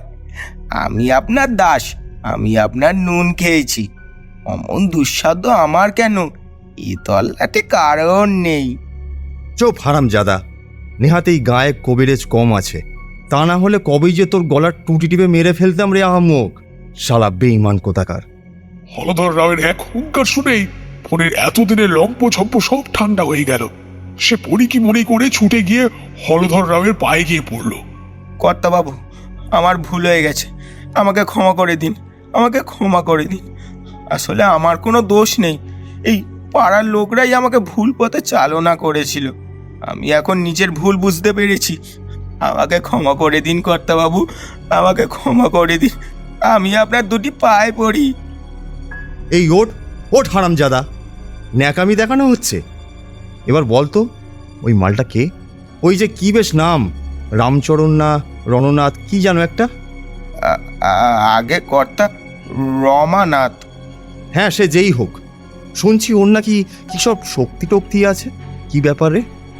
আগে কর্তা ওর নয়, ওর মাথায় যে মুকুটটি আছে আর গলায় যে তাবিজ আছে তারই শক্তি। তার মাথায় যে মুকুটটা আছে না, সেটা নাকি কামাখ্যার এক জাগ্রত তান্ত্রিকের মরার খুলি দিয়ে তৈরি। আর ওর গলায় যে তাবিজ আছে, ওর ভেতরে গুরুমন্ত্র আছে, যা ওর গুরু ওকে দীক্ষা দেওয়ার সময় দিয়েছিল। ওই তাবিজের ব্যবহারে কোনো ব্যক্তি যদি কোনো স্থানের ব্যাপারে ভাবে, তা সে যে পথেই যাক না কেন ঘুরে ফিরে সেই ওই স্থানেই এসে পৌঁছাবে। আরও অদ্ভুত সব জাদু সরঞ্জাম আছে ওর কাছে। ওর নিজের কোনো ক্ষমতা নেই, ওর ওই বাইরের আবরণই ওর শক্তি। তুই এত সব জানলি কি করে রে? আগে কাল সন্ধেবেলায় আমি আরও বসেছিলাম। ও নেশা ভাঙ কিছু করে না, কিন্তু আমার জোড়াজুড়িতে কালো একটু গুঞ্জিকা সেবন করেছিল, আর তখনই মুখ ফসকে সমস্তটা বলে ফেলে। ও এই নিয়েও দুঃখ প্রকাশ করে যে ওর যত চেলাচামুন্ডা সবাই ওর মুকুটের কারণে ওর সাথে আছে। ডাকাতদের দিয়ে এই যে কবিগান করিয়ে বেড়াচ্ছে, তা ওর সঙ্গী সাথীদের একদম পছন্দ না। তারা ডাকাত, ডাকাতি তাদের কাজ, তাই ওরা ওর ওপর ভীষণ খাপ্পা হয়ে আছে। ও ভাবে যদি ওর এই মুকুট উদাও হয়ে যায়, তাহলে ওর সব সঙ্গী সাথীরা ওকে ছেড়ে চলে যাবে। এতক্ষণ পর তুই কাজের কথা বলেছিস। তুই ভীষণই প্রতিভাবান মানুষ, তোকে আমি মারব না, কিন্তু শত্রুর আবার শেষ রাখতে নেই। আচ্ছা, এক কাজ করা যেতে পারে। আমার যে বিধবা বোনটি আছে রশ্মি, তোর তো শালা বরাবরই ওর প্রতি কুদৃষ্টি আছে, কি তাই তো? এ মা, ছি ছি ছি ছি ছি ছি, আগে কি যে বলেন! ওনার বোন মানে সে আমারও বোন। চুপ হারামজাদা, ফের যদি মিথ্যা বলিস এক্ষুনি তোকে মেরে ফেলবো। যেটা বলছি শোন মন দিয়ে। আজ রাতে যখন ওই রমানাথ তোর বাড়িতে ঘুমোবে, তখন লুকিয়ে লুকিয়ে ওর মুকুট, ওর গলার মাদুলি, আরও যা যা ওর কাছে আছে সব হাতিয়ে নিয়ে আমার কাছে দিয়ে যাবি। এর বদলে আমার বিধবা বোন রশ্মি সারা জীবনের মতো তোর। কিন্তু বাবু, আমি যে বিবাহিত, আমার যে ছেলে মেয়ে রয়েছে। আরে বোকা, তোকে বিয়ে করতে কে বলেছে আমার বোনকে? আমার ঘরেই পড়ে আছে, আমার বাড়ির অন্ন ধ্বংস করছে। ওর বাল্যবিবাহ হয়েছিল, তাই অল্প বয়সে নিজের বুড়ো স্বামীকে হারিয়েছে। নেহাত নিজের রক্তের সম্পর্ক বলে ওকে বেশ্যাপাড়ায় পাঠাতে পারিনি, তা না হলে এতদিনে। থাক, ওসব বাদ দে। তুই ওকে নিয়ে গিয়ে নিজের বাগান বাড়িতে রেখে দিবি, মাঝে মাঝে মজা করবি, এতে আমার ঘাট থেকেও একটা আপদ কমবে, আর তোরও এতদিনের বাসনা পূর্ণ হবে। বেশ কর্তা, আমি রাজি। আমি আজ রাতেই সব ব্যবস্থা করে দেব। তবে আপনার মনে থাকে যেন, কাজ হয়ে গেলে যেন রশ্মিকে দিতে ভুলবেন না। আমি চললাম। ফণি ঘোষ বিশ্বাসঘাতকতা করলই শেষে। ঘুমিয়ে থাকা অবস্থায় রমানাথের মাথার মুকুট, গলার তাবিজ আরো সমস্ত সরঞ্জাম চুরি করে সেই রাতে সে হলধরের বাড়ি গিয়ে পৌঁছে দিয়ে এলো। আহা, এইবার তো আমার ঠোঁটের ডগায় তোর নরম ঠোঁটের রস রাখা পড়ে রশ্মি। যে মেয়ে মানুষটা বর মরে যেতে কি কষ্ট নাই পেয়েছে। হায় হায়, তোর পায়ের মাঝে আগুন জেলে যৌবন রসখানি একটু চেখে দেখি। আয় আয় রশ্মি, আয়। ছাড়, ছাড় বলছি, ছাড়। জানোয়ার, আমার বাপের বয়সী হয়ে তুই আমার দিকে হাত বাড়াচ্ছিস। দাদা, দাদা, তুমি কি কিচ্ছু দেখতে পাচ্ছ না? তোমার সামনে এই লম্পটটা আমার সাথে কেমন দুর্ব্যবহার করছে। চুপ মাগি, তোর দাদার কথাতেই তো আমি তোর এমন ডাগর শরীরে ওই উপচে পড়া যৌবনের স্রোতে নৌকা ভাসাতে এসেছি। চুপচাপ আমার সাথে চলে আয়, নয়তো আমি টানতে টানতে তোকে নির্বস্ত্র করে এখান থেকে নিয়ে যাব। দাদা, দাদা, তুমিও শেষমেশ এই পাপ কাজের সঙ্গে যুক্ত। ছি, তোমাকে তো এখন আমার নিজের দাদা বলে পরিচয় দিতে ঘেন্না করছে।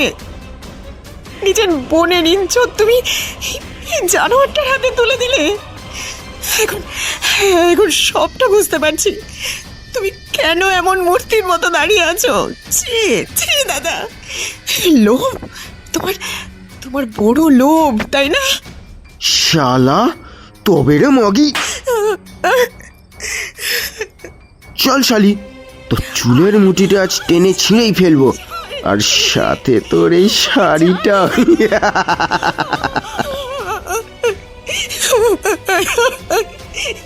জানোয়ার, জানোয়ার, তুই আর আমার এই শয়তান দাদা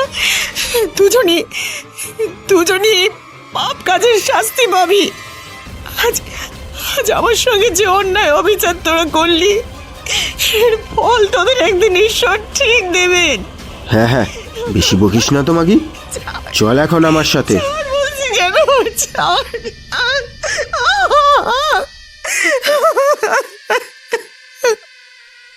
আর ওই মাঝ রাতেই হলধরের বিধবা বোন রশ্মিকে নিজের ডেরায় তুলে নিয়ে গিয়ে তার সর্বনাশ করলো।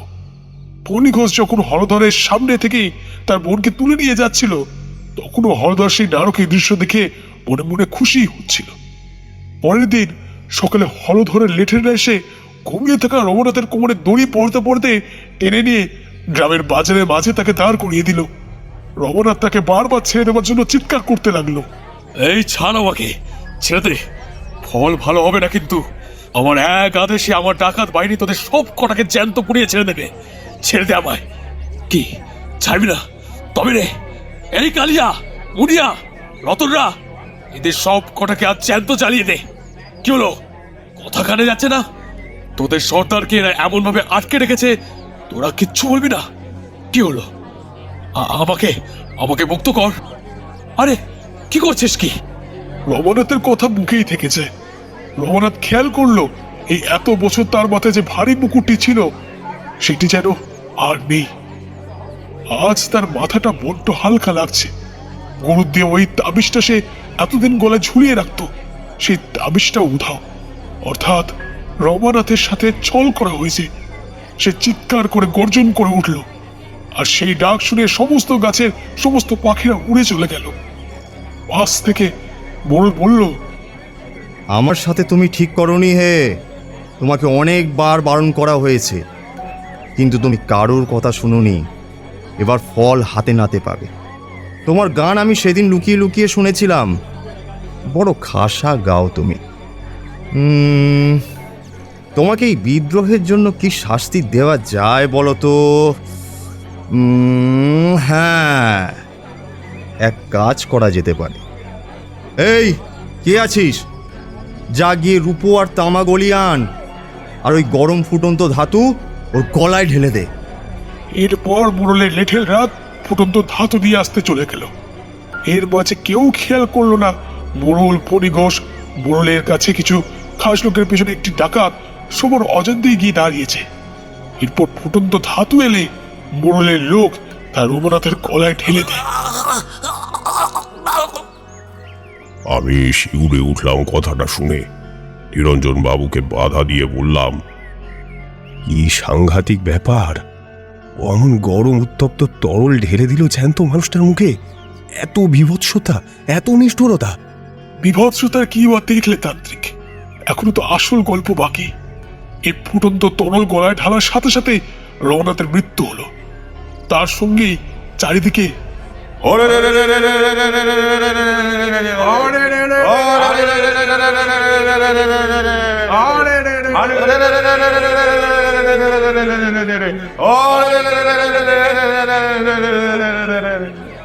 এরপরেই আচমকা সবাইকে অবাক করে দিয়ে প্রতিটা ডাকাত নিজেদের থলে থেকে একটা করে খুরপি জাতীয় এক অস্ত্র বের করে একে একে হলদর, ফণি, গ্রামের সমস্ত মাতবরকে এক নিমেষে গলার নলি কেটে খুন করে ফেলে। তাদের মধ্যে আমার বাবাও ছিলেন। উনিও বাঁচতে পারেননি সেদিন। এই মৃত্যুলীলা দেখে পরম আনন্দে হাসতে হাসতে ডাকাত দলের মধ্যে থেকে এক কসাইয়ের মতো দেখতে ডাকাত বলে উঠল, ওরে মূর্খের দল, তোরা নিজেরাও জানিস না যে তোরা অজান্তে কি সর্বনাশটাই না করলি। আমাদের মতো ডাকাতকে ওই দয়ালু রমানাথ এতদিন নিজের সাধুত্ব দিয়ে মানুষ করে রেখেছিল। আজ ওকে হত্যার মাধ্যমে তোরাই আমাদের মধ্যেকার শয়তানদের মুক্ত করলি রে। ওর মাথার মুকুটটা চুরি করে তোরা নিজেদের কালকেই আমন্ত্রণ করেছিস। প্রতি বছরেই এই দিনে আমরা ফিরে আসব তোদের থেকে বদলা নিতে। যতদিন না তোদের সবার বংশ নির্বংশ হচ্ছে, ততদিন আমাদের হাত থেকে তোদের নিস্তার নেই।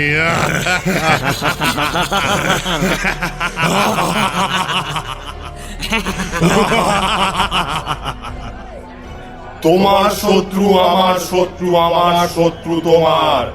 ডাকাতদের যে প্রাণে মারে, নেই ক্ষমা তার, নেই ক্ষমা তার, নেই ক্ষমা তার। এই এতক্ষণ পর নিরঞ্জন সর্দার থামলেন। আমি এতক্ষণ খুব মন দিয়ে ওনার কথাগুলো শুনে যাচ্ছিলাম।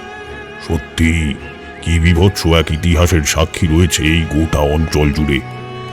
আমি নিরঞ্জন বাবুকে বললাম, তাহলে ওরা প্রতি বছরই এই একইভাবে ফিরে আসে, তাই তো? আর এসে মৃত্যুলীলা চালায়, তাই তো? হ্যাঁ, ওরা আগে আমাদের সমস্ত বাড়ি ঘর পুড়িয়ে ছারখার করে দিয়ে গেছে। কোনো মতে এখন আমরা এই নদীতে মাছ ধরে নিজেরা খেয়ে আর কিছুটা ভিনগায় বিক্রি করে বেঁচে থাকি। আচ্ছা, তাহলে আপনারা এখানে এমনভাবে পড়ে আছেন কেন? আপনারা তো অন্য কোথাও গিয়েও বসবাস করতে পারেন। না, অত যদি সহজ হতো তাহলে আমরা বোকার মতন এখানে এমনভাবে পড়ে থাকতাম না। লোকমুখে প্রচলিত রয়েছে ওই ডাকাত দল নাকি ওই তাদের সর্দারকে হারানোর পর ডাকা তন্ত্রে সিদ্ধ হয়ে ভয়ঙ্কর তান্ত্রিকে পরিণত হয়েছে। আর তারপরেই তাদের এই রোষ তারা এই গ্রামকে নিঃশেষ করার জন্য কাজে লাগাচ্ছে। এই গ্রাম থেকে যখনই কেউ বাইরে গিয়েছে কিছু মাস পরেই তার কাটা মাথা ওই দূর সীমানায় পড়ে থাকতে দেখা গিয়েছে। ওরা চোখের মতো আমাদের গন্ধ শুকতে শুকতে ঠিক পৌঁছে যায়। আজ থেকে 5 দিন পর ঠিক যেভাবে ওরা আসবে, জানি না এবার কাদের পালা। দেখুন, আপনি যদি কিছু করতে পারেন, আপনি তান্ত্রিক মানুষ, পারলে আপনিই পারবেন, তাহলে আমাদের অস্তিত্ব খুব শীঘ্রই শেষ হতে চলেছে। আপনি একটা জিনিস কি খেয়াল করেছেন? এই গায়ে কোনো বাচ্চা নেই। তাই কি? আমি তো ভাবলাম বাচ্চারা হয়তো কোথাও খেলছে কিংবা অন্য কোথাও রয়েছে।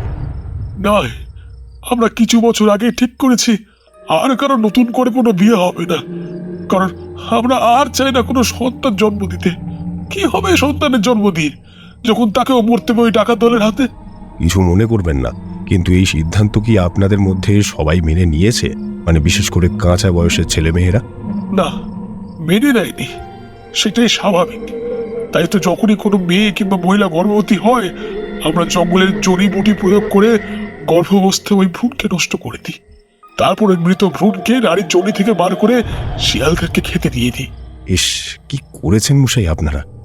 আচ্ছা ঠিক আছে, আর চিন্তার কিছু নেই। আমি যখন এসে পড়েছি নিশ্চয়ই আপনাদেরকে কোনো না কোনো সমাধান দিয়েই যাব, চিন্তা করবেন না। আচ্ছা, আমাকে একবার বলুন তো, সেই রমানাথের মুকুট আর তাবিজ এখন কোথায়? কেন বলুন তো মশাই, ওগুলো দিয়ে কি হবে? আহা, বলুন না, কাজে লাগবে। দেখুন, আমি বলতে পারবো না, তবে আমাদের দলে আমাদের থেকে প্রবীণ একজন আছেন, আসুক হলো, চলুন, উনি যদি কিছু সাহায্য করতে পারেন আপনাকে। আচ্ছা বেশ, চলুন। এই বলে নিরঞ্জন সর্দার আমাকে তাদের দলের সবচেয়ে প্রবীণ বৃদ্ধর কাছে নিয়ে গেল। সেই বৃদ্ধকে দেখে আমার নিজেরই কষ্ট হচ্ছিল। বয়স আন্দাজ 95 ছুঁই ছুঁই, কঙ্কাল সার দেহ। নিরঞ্জন সর্দার গিয়ে ওই বুড়োকে প্রশ্নটা করতে ওই বুড়ো চোখ বড় বড় করে বলতে থাকলেন, আমি যতদূর জানি তখনকার জমিদার মশাই সেই কালী ভক্ত রমানাথের মুকুট আর গলার তাবিজটি নিয়ে ওই নদীর ওপারে যে জঙ্গলটা আছে সেইখানে লুকিয়ে রেখেছিল। যদিও আমাদের সবার নদীর ওপারে যাওয়া বারণ, কিন্তু মোড়ল মশাই শুনেছিলাম কি এক প্রাচীন দেবতার পুজো করতেন, তাই তিনি অক্ষত অবস্থাতেই ওই স্থানে ওই সব জিনিস লুকিয়ে আবার ফিরে সুস্থভাবে এসেছিলেন। কেন বারণ? কেন আপনাদের নদীর ওপারে যেতে? না বাপু, তা আমি বলতে পারবো না, তবে যেটা জানি নদীর ওপারের সমস্ত জায়গা সেই আদিম দেবতার। তার ভক্ত ছাড়া ওপারে যাওয়ার নিয়ম কারোর নেই। সেই দেবতাই বছরের পর বছর ধরে রক্ষা করে চলেছে রমানাথের সেই মুকুট এবং গলার তাবিজ। আচ্ছা বেশ, আপনাকে আর বিরক্ত করব না। আমাদের যা জানার ছিল জানা হয়ে গেছে, আসছি, আপনি বিশ্রাম করুন। এরপর দেখতে দেখতে আরো 2-3 দিন কেটে যায়। আমিও চিন্তা করতে থাকি কিভাবে ওই তান্ত্রিকদের আক্রমণ ঠেকাতে পারবো। অবশেষে 5ম দিন এসে উপস্থিত হলো। সেই দিনটা যেন সবার থেকে আলাদা ছিল। চারিদিকে পরিবেশ যেন থমথমে হয়েছিল। জঙ্গলের মধ্যে কোনো পশু পাখির চিৎকার নেই। মনে হচ্ছিল যেন গোটা জঙ্গল নিশ্চুপ হয়ে কারোর আসার অপেক্ষায় রয়েছে। প্রকৃতির এমন পরিবর্তন দেখে আমি অবাক হয়ে যাই। আমার ষষ্ঠ ইন্দ্রিয় যেন আমাকে বারবার জানান দিতে থাকলো যে অমঙ্গল কিছু একটা ঘটবেই। গোটা দিনটা এমন দুশ্চিন্তাতেই কেটে গেল, কিন্তু কোনো কিছু অস্বাভাবিক পেলাম না। কিন্তু রাত্রি যত গভীর হতে থাকলো বুঝলাম এক অশরীরী ছায়া এই গোটা বন জুড়ে রয়েছে। বড় মুহূর্তেই বুঝলাম এক ভয়ঙ্কর ঝড় যেন আমাদের দিকেই ধাবিত হয়ে আসছে। বাঁশ লতা গুল্ম দিয়ে বানানো ঘরগুলো যেন ভয় থরথর করে কাঁপছে। এরপর ঘরের বাইরে একটি প্রাণীর হুঙ্কার শুনতে পেলাম। না, প্রাণী বললে ভুল হবে, এক অশরীরী কণ্ঠ। সমস্ত কুটির থেকে জোরে জোরে মানুষের চিৎকার শুনতে পেলাম। ও হ্যাঁ, তোমাদের তো একটা কথা বলা হয়নি, প্রতিটি ঘরের লাগোয়া ছোট ছোট কিছু ঘর আছে। সেইখানে এখানকার মানুষেরা বনের মুরগি আর ছাগল পোষে। আমি যে স্থানে ছিলাম তার থেকে কিছুটা দূরের ঘরগুলো থেকে ওই সব বন্য প্রাণীদের চিৎকার শুনতে পেলাম। মনে হলো যেন ওরা ভয়ানক কিছু দেখে ভীষণভাবে ভয় পেয়েছে। এইভাবেই অনেক সময় ধরে চলল এই নারকীয় ঘটনা। তারপর আবার সব শান্ত। পরের দিন সকালে যখন আশেপাশে দেখলাম, তখন একটা জিনিস দেখে ভারী অবাক হলাম। তার মধ্যে মাত্র 9টি ঘরের পশুদেরকে কিসে বা কারা যেন ছিঁড়ে ছিঁড়ে গত রাত্রে খেয়ে গিয়েছে। তাদের হাড়, মাংস, নাড়ি ভুড়ি যত্রতত্র ছড়ানো রয়েছে। আমার যেন শুধু মনে হতে থাকলো এই ঘটনা আগেও ঘটেছে। আমি এই একই জিনিস আগেও দেখেছি, কিন্তু তখন কিছুতেই মাথায় আসছিল না। এরপর আমি সমস্ত গ্রামবাসীদেরকে শান্ত করি, তাদেরকে আশ্বাস দিই যে আমি থাকতে কেউ মারা যাবে না। তারাও দেখি আমার কথায় কিছুটা বল ফিরে পেল। এরপর আমি আসল কাজ শুরু করলাম। গোপনে দেখতে গেলাম ওই তান্ত্রিকদের আস্থানা। গিয়ে দেখি ওরা গ্রামের সেই সব ভগ্ন প্রায় কুটিরে আশ্রয় গ্রহণ করেছে। আমি যতটা সম্ভব লুকিয়ে যে দৃশ্য দেখলাম, তাতে আমার শরীর ঠান্ডা হয়ে এলো। দেখলাম 9টি ধুনি জ্বালিয়ে 9 জন জটাধারী প্রবল ক্ষমতাবান তান্ত্রিক ডাকাত বসে রয়েছে। তাদের প্রত্যেকেরই চোখ লাল, গায়ের চামড়া কুচকুচে কালো, দাঁতগুলো হলুদ এবং তারা প্রত্যেকেই উলঙ্গ, যা সম্পূর্ণভাবে তাদের উচ্চ মার্গের তন্ত্র শক্তিকে প্রমাণ দিচ্ছিল। আমি তখনই বুঝেছিলাম যে শক্তিতে এবং তন্ত্র সাধনার দিক থেকে আমি ওই সাধুদের তুলনায় অতি নগণ্য। এই সমস্ত সাধুরা বাতাসের ঘ্রাণ নিয়েও বুঝতে পেরে যায় যে আশেপাশে শত্রু আছে কিনা। তাই আমি আর বেশি সময় ওই স্থানে দাঁড়ালাম না। তবে আমি হাল ছেড়ে দিলাম না।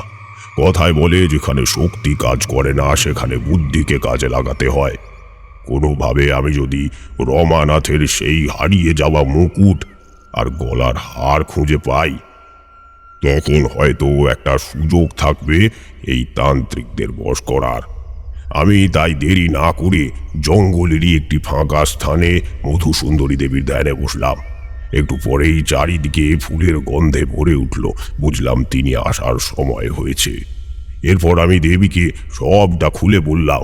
সব শুনে তিনি বললেন, শোন তারানাথ, সাঁতরে নদী পার হয়ে ওই মুকুট ও গলার মাদুলির কথা ভাবতে ভাবতে নাক বরাবরে গবি।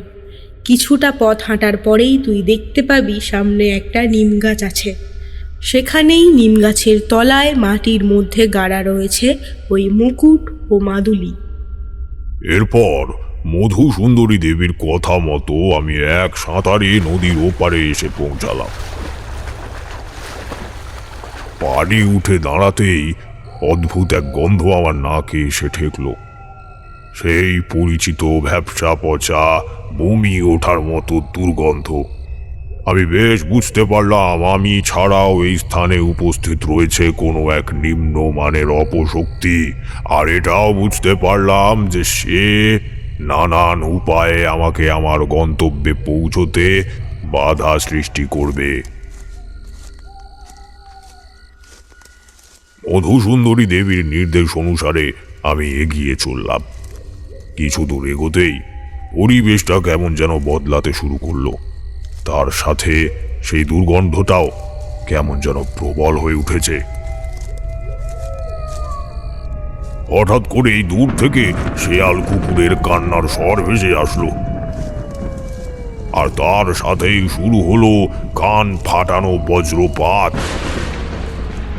আর তার সাথে পাল্লা দিয়ে আকাশ ফাটা বৃষ্টি যেন চারিদিক ভাসিয়ে তুলতে শুরু করলো। আমার চলার পথে বড় বড় গাছ ভেঙে পড়তে শুরু করলো। কেউ যেন আমাকে বাধা দিতে চাইছে।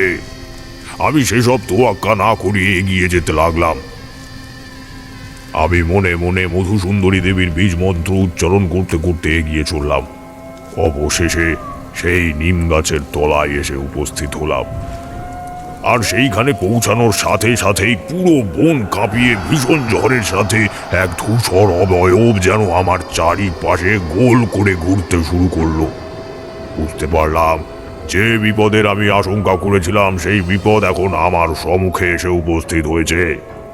আমি এক মনে তখনও মধু সুন্দরী দেবীর বীজ মন্ত্র পাঠ করে চলেছি।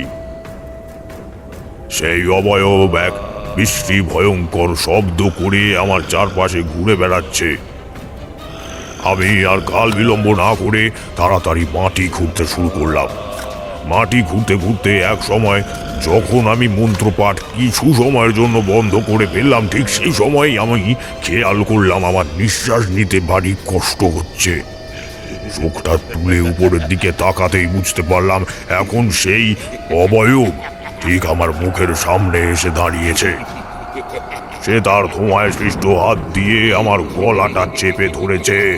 সে আমার শরীরের শেষ প্রাণবায়ুটাকেও যেন পার করে নিতে চাইছে। আমি শত চেষ্টা করা সত্ত্বেও আমার মুখ দিয়ে একটা শব্দও বার করতে পারছিলাম না। এ মতাবস্থায় আমার মনে পড়ল আমার কোমরের ধুতির কোচরে বাঁধা রয়েছে মা শ্মশানকালীর পায়ের রক্ত জবা ফুল। অনতি বিলম্বে সেটা তখনই আমি কোমর থেকে বার করে সেই ধূসর অবয়বের দিক লক্ষ্য করে ছুঁড়ে মারলাম। তৎক্ষণাৎ বিকট চিৎকার করে আমার সামনে থেকে অদ্ভুতভাবেই কেমন যেন অদৃশ্য হয়ে গেল সেই অবয়ব, আর সাথে সাথেই গোটা পরিবেশটাও পুনরায় শান্ত হয়ে গেল। আমিও এবার তাড়াতাড়ি সেই মুকুট আর মাদুলি উদ্ধার করে ফিরে আসি। এরপর হঠাৎই মাথাটা কেমন ঝিনঝিন করতে লাগলো। কে যেন আমার মনের ভেতর অনর্গল বলতে থাকলো, মুকুট আর তাবিজ পরিধান করো। সেই মহেন্দ্র খন উপস্থিত, তাড়াতাড়ি মুকুট আর তাবিজ পরিধান করো। এরপরেই আমি সেই মুকুটটি আর তাবিজ যেই না পরিধান করেছি, অমনি আমার মধ্যে যেন এক অসামান্য শক্তির প্রবেশ ঘটল। আমি দৌড়াতে দৌড়াতে চলে গেলাম সেই 9 জন তান্ত্রিকের ডেরায়। সেইখানে গিয়ে হুঙ্কার দিয়ে বলে উঠি, বন্ধ কর তোরা এই যজ্ঞ। আমি রমানাথ, দেখ আজ আমার মাথায় মুকুটও আছে আর গলায় মাতুলিও আছে। এই যজ্ঞ বন্ধ কর তোরা। মানুষগুলোকে মাঠে যে বেতালদের তোরা পাঠিয়েছিস, ফিরিয়ে নে ওদের, ফিরিয়ে নে। কিন্তু সর্দার, এতে যে আমাদের প্রাণ যাবে। ওদের কার্য সম্পন্ন না করে ওরা ফিরে এলে ওরা এই যজ্ঞের সূত্রধার অর্থাৎ আমাদেরই হত্যা করবে। যে করুক, এই পৃথিবীতে তোদের পাপের ঘোড়া পূর্ণ হয়েছে। যা, তোরা নরকে গিয়ে পচে মর। যথা আজ্ঞা সর্দার। বেশ, আমরা বেতালদের ফিরিয়ে নিলাম। তোমার শত্রু আমার শত্রু, আমার শত্রু তোমার। ডাকাতদের যে প্রাণে মারে নেই ক্ষমাতার, নেই ক্ষমাতার, নেই ক্ষমাতার। তারপর ওই মুকুট আর মাদুলির কি হলো ঠাকুর মশাই? ওগুলো তো ঘাটের নিচে বাক্সের মধ্যে পড়ে আছে, দেখবে নাকি?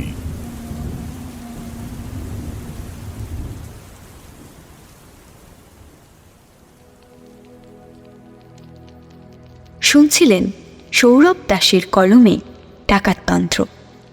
গল্পটি ভালো লেগে থাকলে লাইক করে কমেন্টে আপনাদের মতামত জানান। বন্ধু ও পরিবারের সাথে শেয়ার করতে ভুলবেন না। চ্যানেলে নতুন হলে সাবস্ক্রাইব করে পাশে থাকা বেল আইকনটি প্রেস করে দিন, যাতে আমাদের সব কন্টেন্টসের নোটিফিকেশনস আপনাদের কাছে সবার আগে পৌঁছায়। আর তৈরি থাকুন আমাদের পরবর্তী গল্পের জন্য।